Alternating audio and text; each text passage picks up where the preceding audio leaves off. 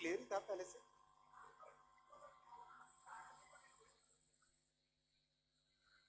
नमस्कार मित्रों, आज की कैबिनेट ब्रीफिंग में आप सबका स्वागत है।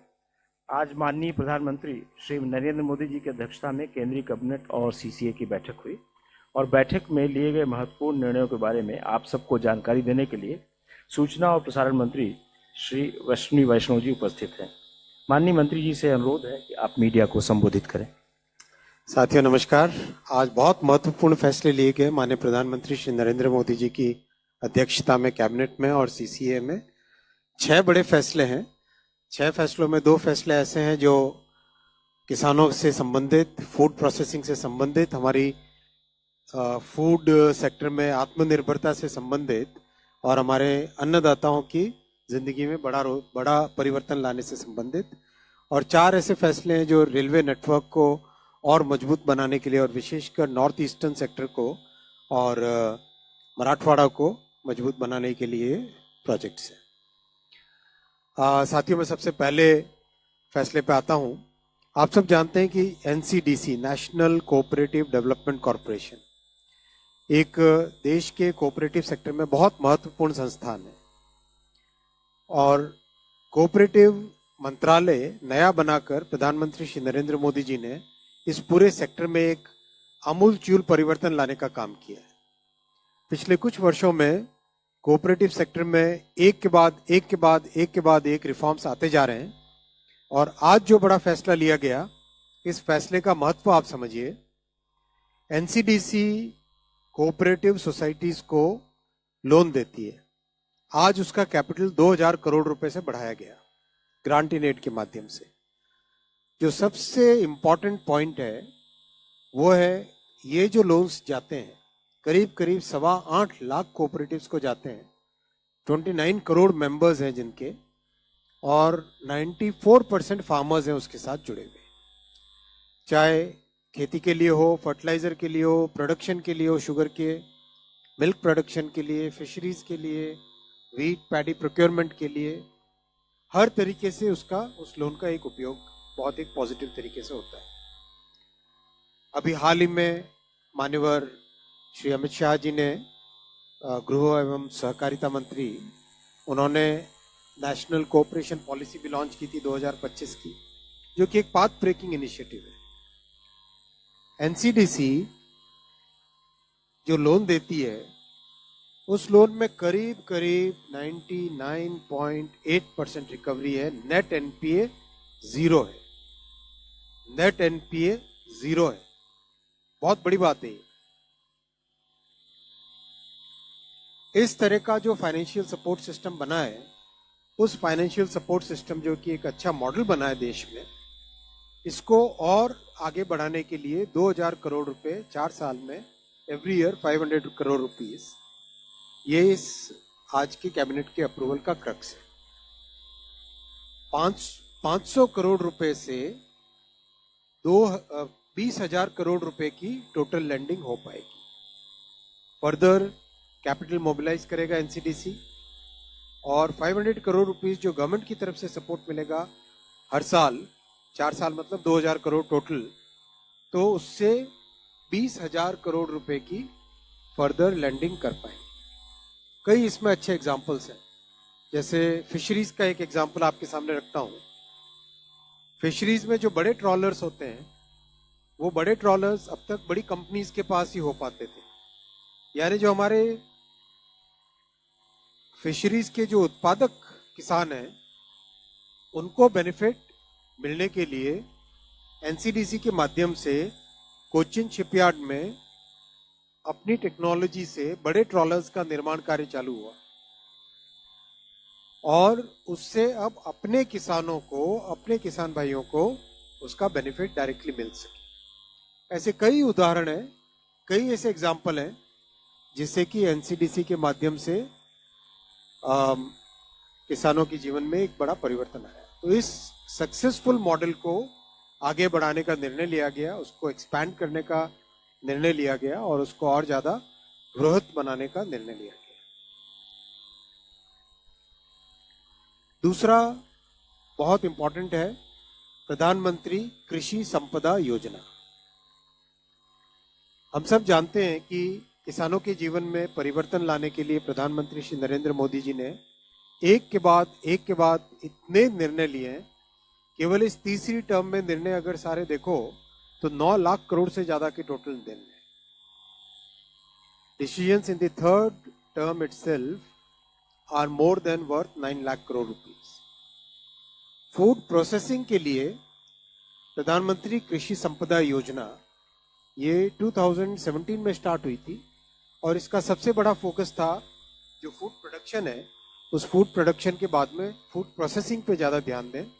Cold storage, food processing, irradiation, laboratory में टेस्टिंग, सॉर्टिंग, पैकेजिंग करके वैल्यू एडिशन कैसे हो फूड में, उस पे सारा का सारा फोकस है इसमें, इस पूरे स्कीम में। और पिछले बजट में अनाउंस किया था कि 50 मल्टी प्रोडक्ट इरेडिएशन यूनिट्स होंगे और 100 फूड टेस्टिंग लैब्स नहीं खोली जाएगी। तो आज के इस कैबिनेट के फैसले में प्रधानमंत्री कृषि संपदा योजना का आउटले बढ़ा के 6,520 करोड़ किया गया, 6,520 करोड़ किया गया और नए इरेडिएशन यूनिट्स और food testing labs 50 irradiation units and 100 food testing labs के लिए 1,000 करोड़ रुपीस का अलग से प्रावधान किया गया। हम सब जानते हैं इरिडिएशन होने से जो पोस्ट हार्वेस्ट लॉसेस होते हैं, क्रॉप आ गया, क्रॉप आने के बाद में स्टोरेज उसकी करनी है। स्टोरेज करने के लिए जो साइंटिफिक तरीका है वो है उसको इरेडिएट करके स्टोरेज करने का। उससे उसकी लाइफ बढ़ती है और उसके अंदर कंटामिनेशन खत्म हो जाता है एक तरीके से। तो ये जो साइंटिफिक तरीके से फूड के स्टोरेज का मेथड है वो इरेडिएशन से। दूसरा, फूड टेस्टिंग लैब होने से प्रोडक्ट की ऑथेंटिसिटी, प्रोडक्ट की वैल्यू और एक मार्केट में एक्सेप्टेंस बढ़ती है। तो ये साइंटिफिक तरीके अपनाने से किसानों की इनकम में सुधार आता है। इसीलिए जरूरी है कि इंटरनेशनल स्टैंडर्ड्स पे एक्सपोर्ट्स को बढ़ावा देने के लिए फूड टेस्टिंग लैब्स की स्थापना की जाए। तो आज के फैसले में ओवरऑल आउटले बढ़ाया गया टू 6,520 करोड़ रुपीस और उसमें से 1,000 करोड़ स्पेसिफिकली रखा गया 50 irradiation units and 100 food testing labs. इसमें विशेष ध्यान दिया जाएगा जो डिफिकल्ट एरियाज हैं, विशेषकर हिली एरियाज हैं, नॉर्थ ईस्टर्न स्टेट्स हैं और SC और ST के बाहुल्य वाले क्षेत्र हैं, उन पे विशेष ध्यान दिया जाएगा। पिछले दशक में फूड प्रोसेसिंग सेक्टर में एक सिग्निफिकेंट चेंज आया, एक रेवोल्यूशनरी चेंज आया। आपके सामने ये डेटा है। फूड प्रोसेसिंग का, प्रोसेस्ड फूड प्रोडक्ट्स का जो एक्सपोर्ट है डबल हो गया, $5 बिलियन से $11 बिलियन। एग्री एक्सपोर्ट्स में फूड प्रोसेसिंग का जो शेयर है, प्रोसेस्ड फूड का जो शेयर है 14% से 24%।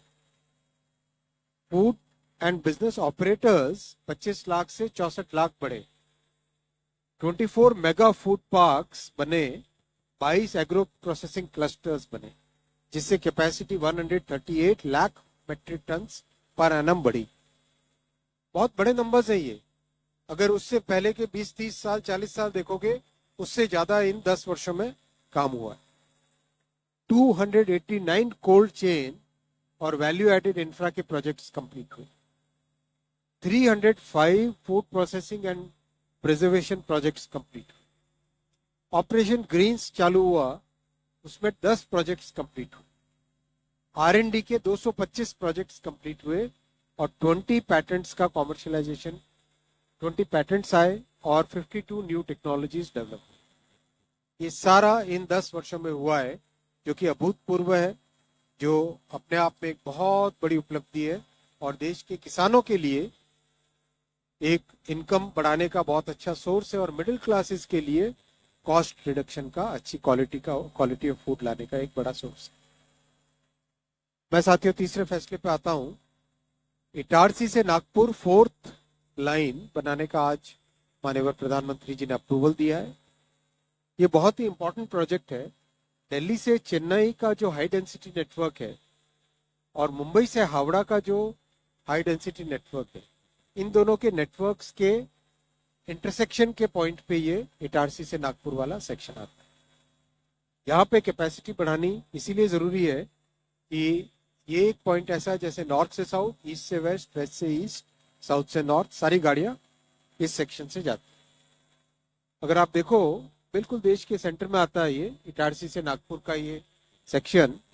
ये ऊपर ग्वालियर से होते हुए नॉर्थ से साउथ वाली गाड़ियां आती है और इधर मनमाड़ से होते हुए ईस्ट से वेस्ट वाली गाड़ियां जाती है। ऑलरेडी इटारसी से नागपुर के बीच में डबल लाइन है, थर्ड लाइन का काम चल रहा है और अभी ये फोर्थ लाइन आज सैंक्शन हुई। फोर्थ लाइन के होने से वो एरिया पूरा डीकंजेस्ट हो जाएगा, वहां पे और ट्रैफिक फ्लो हो पाएगा और कैपेसिटी बढ़ेगी। मैं इसमें आपको स्पेसिफिकली बताता हूँ, कैपेसिटी बढ़ेगी, करीब 10 मिलियन टन एडिशनल कार्गो आएगा। बहुत कॉम्प्लेक्स है ये सेक्शन, इसमें 36 मेजर ब्रिजेस आ रहे हैं। इतने से सेक्शन में 297 किलोमीटर के सेक्शन में 36 मेजर स्टेशन ब्रिजेस आ रहे हैं, 415 माइनर ब्रिजेस आएंगे, 2 फ्लाईओवर है, 74 अंडरपासेस हैं, 4 टनल्स हैं और 2 rail flyovers. Rail over rail वाला जो रेलवे का मतलब एक ट्रैक से ऊपर से दूसरा ट्रैक जाए। और ये लॉन्ग टर्म में देश के लिए बहुत लाभकारी है क्योंकि इससे हर साल 1206 करोड़ रुपए की लॉजिस्टिक्स कॉस्ट देश की बची। बड़े हमारे तीर्थ स्थल है जो महाकालेश्वर, ओंकारेश्वर ज्योतिर्लिंग, श्री सैलम ज्योतिर्लिंग, रामेश्वरम ज्योतिर्लिंग, इन सब के कनेक्टिविटी में इसका बेनिफिट मिलेगा। ये डिटेल में प्रोजेक्ट ओवरऑल पूरे देश के पर्सपेक्टिव से आपके सामने है। इसके बाद में अलुआबारी से new Jalpaiguri third and fourth line, ये 57 किलोमीटर्स का बहुत ही स्ट्रैटेजिक प्रोजेक्ट है। ये नॉर्थ ईस्ट की कनेक्टिविटी के लिए बहुत ही इंपॉर्टेंट है। अगर आप इसको देखें प्रोजेक्ट को, ये प्रोजेक्ट हमारा, हम सब जानते हैं ये वाला हमारा स्ट्रैटेजिक एरिया है। जो ग्रीन कलर के इसमें दिखाया गया, ये हमारा पूरा का पूरा स्ट्रैटेजिक एरिया। अलुआबारी बिहार और बंगाल के इस सेक्शन से निकल के ऊपर सिलीगुड़ी तक जाने का ये सेक्शन, इसको स्ट्रेंथन करना देश के लिए बहुत जरूरी है, नॉर्थ ईस्टर्न स्टेट्स के लिए बहुत जरूरी है और हर तरीके से, चाहे मूवमेंट ऑफ गुड्स हो, मूवमेंट ऑफ पीपल हो, मूवमेंट ऑफ कमोडिटीज हो, मूवमेंट ऑफ डिफेंस फोर्सेस हो, उन सब के लिए ये बहुत ही इंपॉर्टेंट कॉरिडोर है। इस कॉरिडोर में अभी ऑलरेडी डबल लाइन है, उसको थर्ड एंड फोर्थ लाइन बनाया जाएगा जिससे कि इसकी कैपेसिटी डबल हो। ऑलरेडी उसके नीचे के हिस्से में अलुआबारी से नीचे डाउन टू कटिहार ये डबल लाइन का काम ऑलरेडी मतलब थर्ड एंड फोर्थ लाइन का काम ऑलरेडी यहाँ पे चल रहा है। इस डबल लाइन के साथ ही साथ थर्ड एंड फोर्थ लाइन, तो ये होने से नॉर्थ ईस्ट की कनेक्टिविटी बहुत बढ़ेगी, ज्यादा गाड़ी चला सकेंगे, ज्यादा से ज्यादा लोगों के ट्रांसपोर्टेशन के लिए आराम होगा, सामान वहां पे ले जाना आसान होगा और वहां से वहां के प्रोडक्ट्स को बाकी सब जगह, बाकी सब स्टेट्स में पहुंचाना भी आसान होगा। अगेन बहुत ही कॉम्प्लेक्स प्रोजेक्ट है, वहां पे काफी पानी वाला एरिया रहता है, लो लाइंग एरिया भी रहता है उस एरिया में। 99 ब्रिजेस हैं, 3 फ्लाईओवर्स हैं और 8 अंडरपासेस हैं और 21 मिलियन टन एडिशनल कार्गो जा पाएगा और 2 करोड़ लीटर डीजल हर साल बचेगा। 2 crore litres of diesel will be saved every year. 114 crore kilograms of carbon dioxide बचेगी, which is equivalent to planting 4.5 crore trees. ये बहुत इंपॉर्टेंट है एनवायरमेंटल पर्सपेक्टिव से। ये थोड़ा बड़ा मैप दिखाया है जिसमें नीचे बारसोई कटिहार से लेके all the way up to New Jalpaiguri, Siliguri और आगे न्यू अलीपुर। आप देख रहे हैं कि करीब करीब थ्रू आउट आसाम, नीचे यहाँ से कटिहार बिहार का हिस्सा, यहाँ से बिहार के बॉर्डर से लेके ऊपर इस स्ट्रैटेजिक एरिया से लेके सिलीगुड़ी, सिलीगुड़ी से आगे फिर new Alipurduar, new Cooch Behar, new Bongaigaon, Rangia, पूरे इसको 4 लाइन बनाया जाएगा।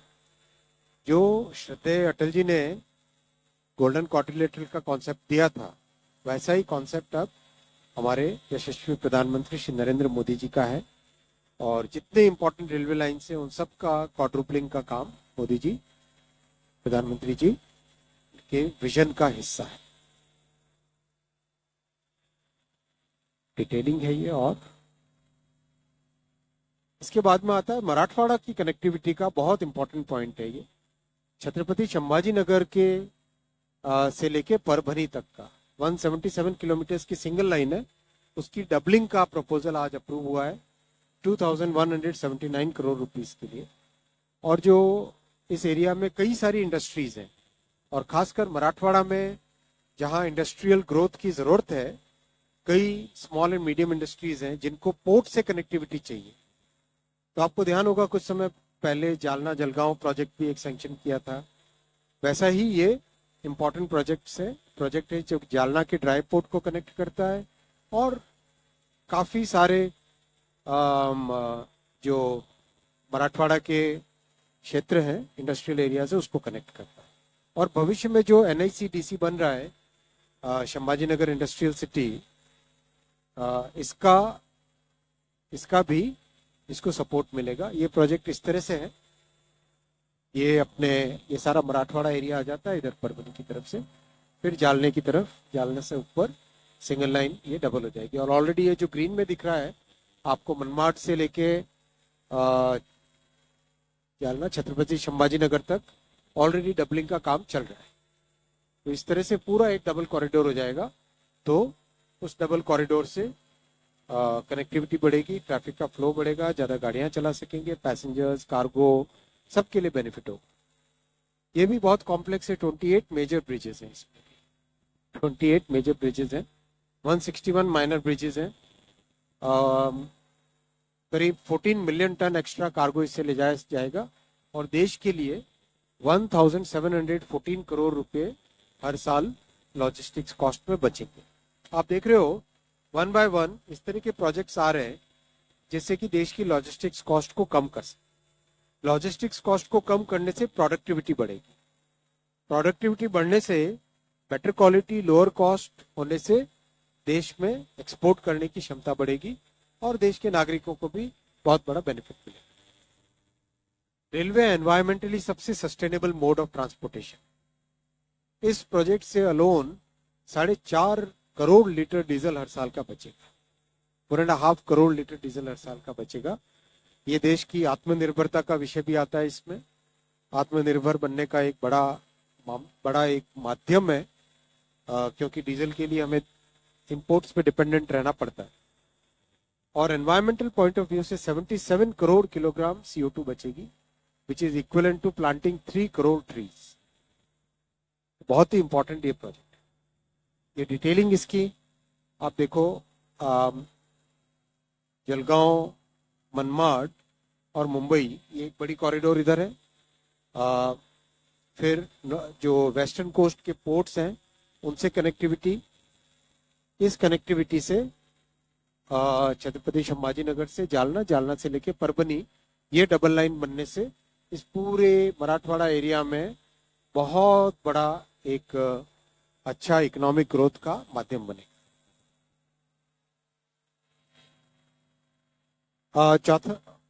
चौथा रेलवे का प्रोजेक्ट है, ओवरऑल 6th डिसीजन है, वो है डोंगापोसी Jaroli 3rd and 4th line. ये झारखंड और वेस्ट बंगाल, झारखंड और उड़ीसा को कनेक्ट करने वाला प्रोजेक्ट है और ये पूरा का पूरा स्टील का एरिया है, कंप्लीट स्टील कॉरिडोर है ये सारा का सारा। यहाँ पर स्टील प्रोडक्शन, स्टील के लिए रॉ मटेरियल का प्रोडक्शन एक मेजर फैक्टर है और जो देश का टारगेट है 300 million tonne annual steel production. और साथियों, मैं आपकी जानकारी के लिए रखना चाहूंगा, भारत दुनिया में 2nd लार्जेस्ट स्टील प्रोड्यूसर बन गया है। भारत दुनिया में 2nd लार्जेस्ट स्टील प्रोड्यूसर बन गया और इस तरह के प्रोजेक्ट से और ज्यादा उसमें तेजी आएगी।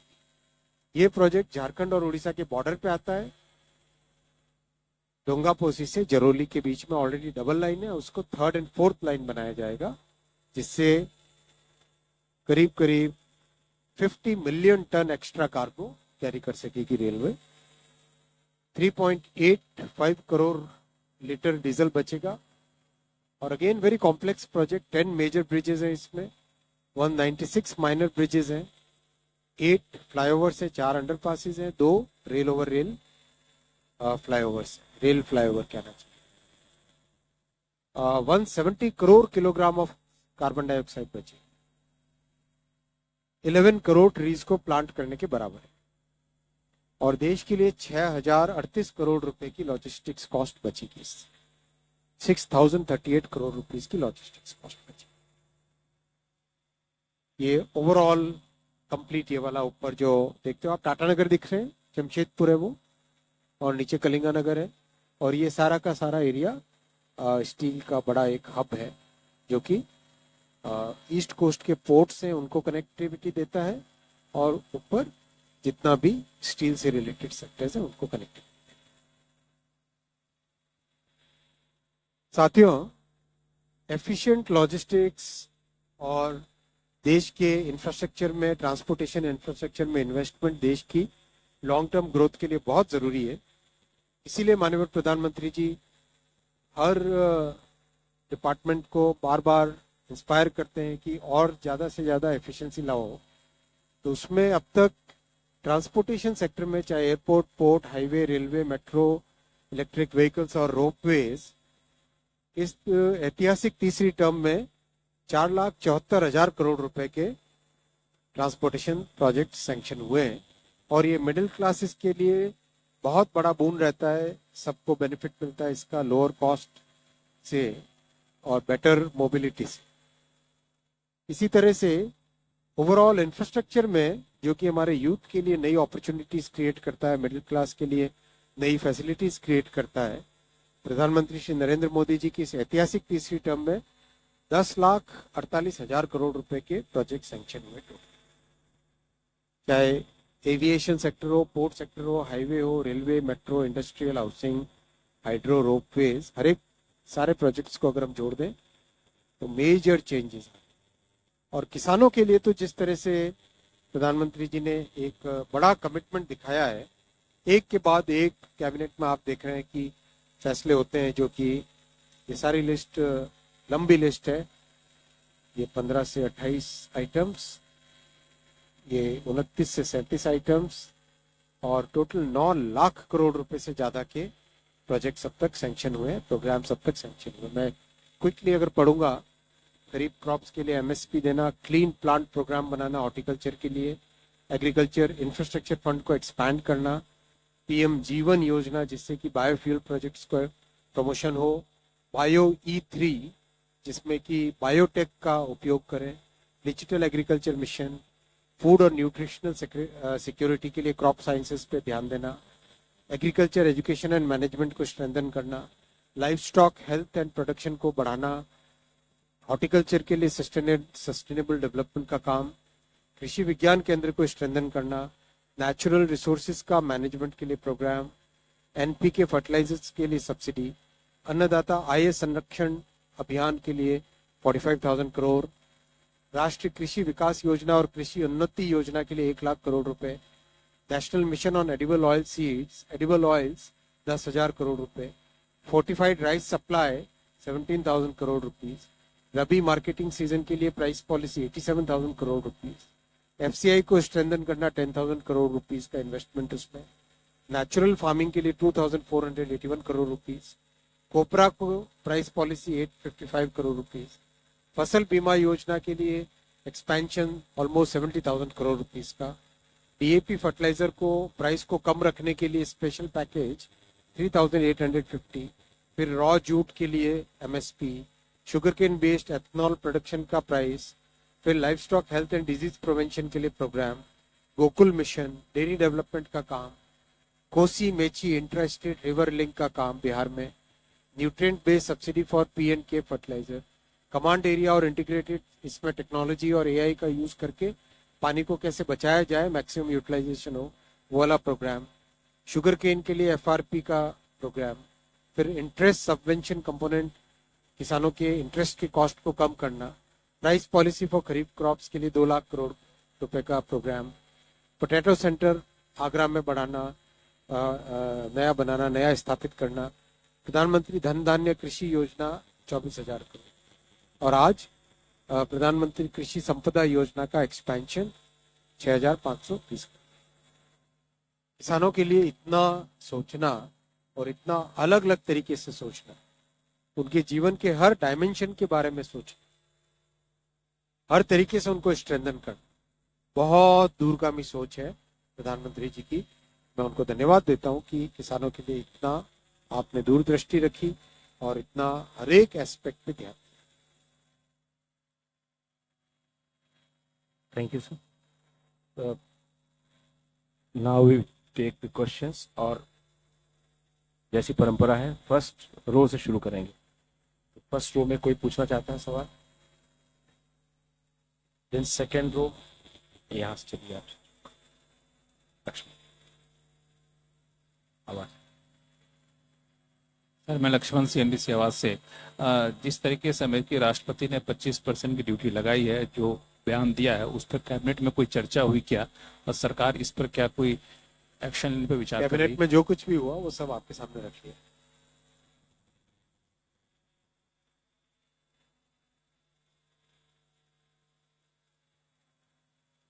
Sir, Prakashan, the Chief Correspondent of Mathrubhumi, Kerala, you have mentioned about the Cochin shipyard, the protection of indigenous cranes of. Will you elaborate on that?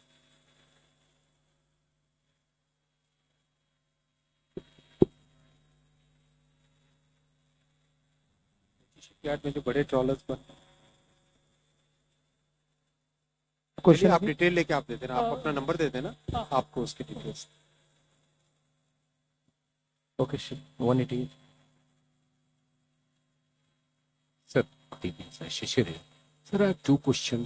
What is the total disbursement as on date of NCDC? And the second thing is, what kind of interest rate they are charging, sir?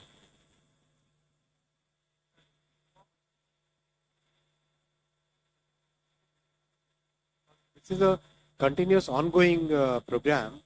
It is not an annual kind of program. Her Exactly, sir, but साल any- repayment भी होता है, आगे भी जाता है। So, एक तो कोई एनुअल फिगर या कोई फिगर डिस्बर्समेंट का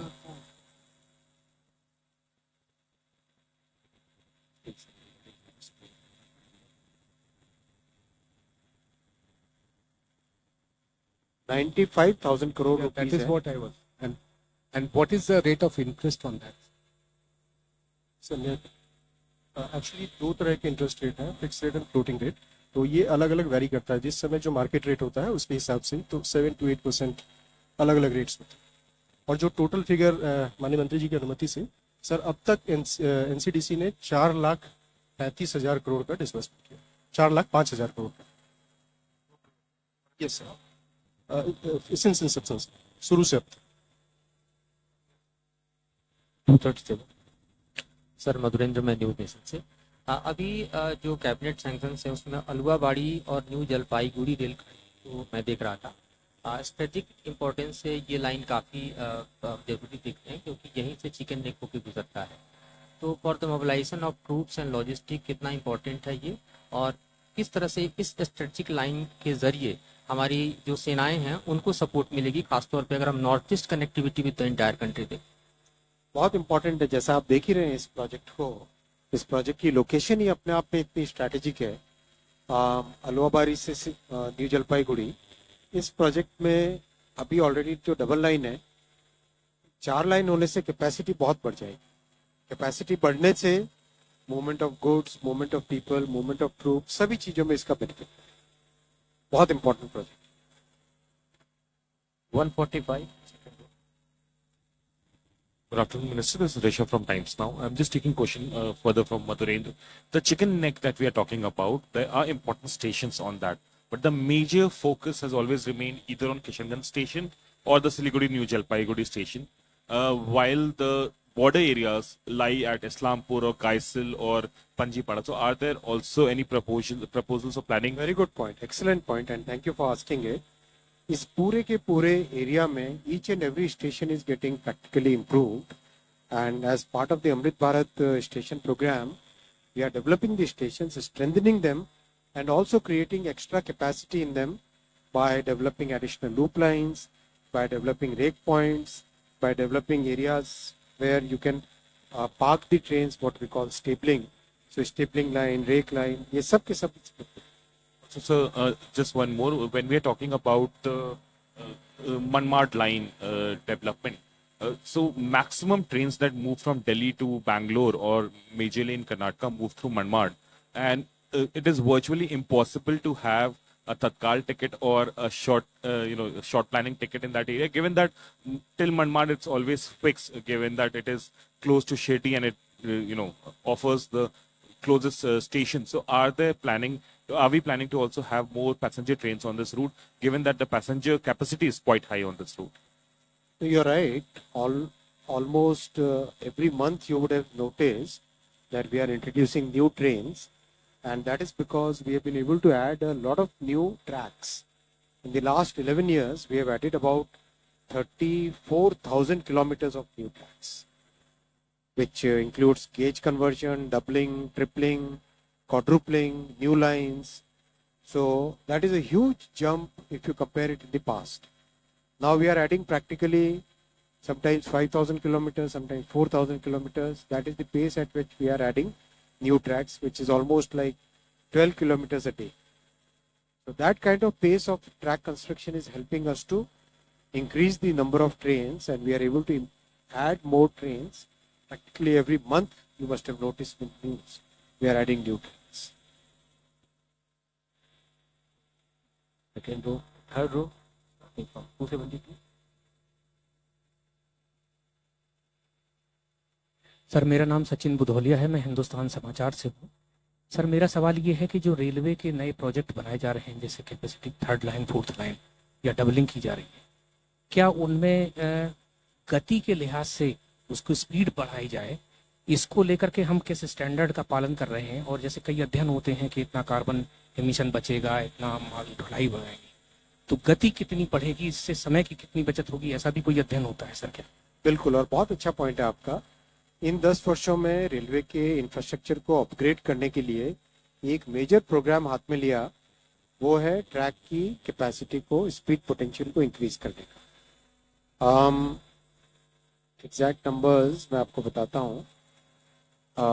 करीब करीब 1,04,000 किलोमीटर अभी रेलवे ट्रैक्स अपने हो गए देश में. 10 साल पहले ये नंबर था करीब 72,000 किलोमीटर के आसपास, और 110 किलोमीटर पर आवर की स्पीड के, 110 किलोमीटर पर आवर स्पीड के, अभी पार्लियामेंट में भी जवाब दिया है. That number is now become 78% of the tracks in the entire railway network में हैज बिकम 110 kmph का रेलवे नेटवर्क, और प्रैक्टिकली हर महीने ये इंक्रीज हो रहा है. तो ओवरऑल कैपेसिटी बहुत बढ़ा रहे हैं. और साथ ही साथ अगर आप देखो, already we have now crossed 720 crore people carrying. Last year we crossed 720 crore passengers. That's a huge number. Or we have become second largest cargo carrier in the entire world by carrying 1.6 billion tons of cargo last year. Second largest cargo carrier in the world. So overall बहुत cargo में करीब मेरे ख्याल से 2014 में this number was about 1 billion के आसपास था. 1 बिलियन से 1.6 बिलियन पहुंचना बहुत बड़ी बात होती है. 60% जंप बहुत बड़ी बात होती है. और पैसेंजर्स 720 करोड़ मेंटेन करना is another very big.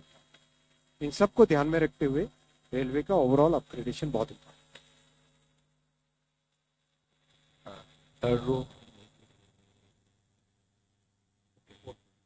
214. Yes, sir. As you mentioned that the NCT will raise around 20,000 crore. Could you please share details on how this money will be raised and for what period?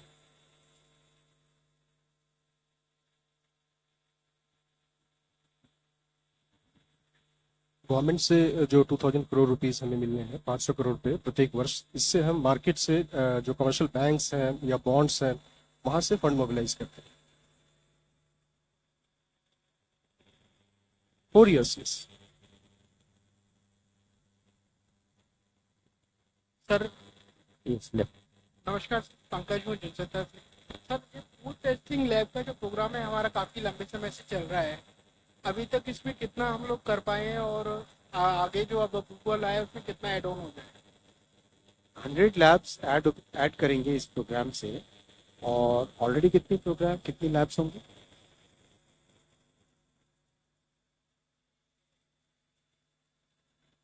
Sir इसमें हमने 205 already project support किए थे, जिसमें से 165 जो है already functional है, labs complete हो चुकी है। और इस बजट अनाउंसमेंट के हिसाब से 100 लैब्स हम और सपोर्ट करेंगे।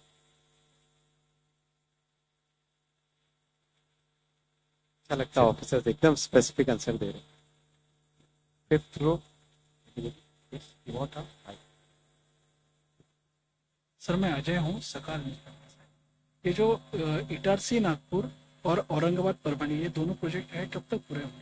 इसका रेलवे प्रोजेक्ट्स करीब 3 से लेके 5 साल के बीच में रहते हैं। और लकीली ये सारे के सारे प्रोजेक्ट्स हैं जिसमें लैंड एक्विजिशन बहुत ज़्यादा ज़रूरत नहीं पड़ती है, क्योंकि ऑलरेडी अलाइनमेंट है। तो यहाँ पे काम बहुत तेज़ी से जा रहा है। और जैसा मैंने अभी आपको कहा, अब तो काम करने की क्षमता भी बहुत बढ़ गई है। ऑन एन एवरेज करीब 3800 किलोमीटर हर साल के कर ही रहे हैं। 10 किलोमीटर पर डे से ज़्यादा काम अभी हो ही रहा है। इनमें जो ब्रिजेस और टनल्स हैं इसमें ज़्यादा टाइम लगता है। और जैसा आपको देखा इस वाले प्रोजेक्ट में 36 मेजर ब्रिजेस हैं। जो इटारसी नागपुर है इसमें 36 मेजर ब्रिजेस है। वैसा ही संभाजी नगर से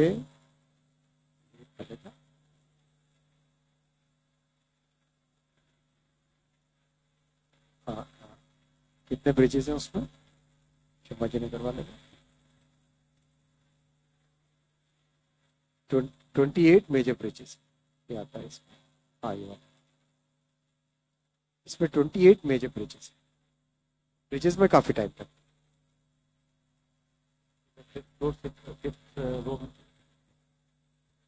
ओके। महावीर सिंह बोल रहा हूँ जी, फ्रीलांसर हूँ। सरकार ने किसानों की मजबूती, आज आपने बताया कई फैसले लिए हैं। अभी फूड प्रोसेसिंग सेक्टर में आपने बताया कि काफ़ी ग्रोथ हुई है पिछले 11 साल में। अब जो अमेरिका ने जो फैसला लिया है कि 25% ड्यूटी लगाएंगे, क्या फूड प्रोसेसिंग सेक्टर के ग्रोथ पर आने वाले समय में कोई असर पड़ेगा? आज जितने भी कैबिनेट में फैसले लिए उसके बारे में आपको मैंने बता दिया। मतलब एनीबडी एल्स? ठीक है, चलिए दोस्तों, धन्यवाद। आज बड़ा पाव है और साथ ही साथ संदेश भी है और रसगुल्ला भी है बंगाल के हिसाब से। 2 राज्यों का संगम है आज।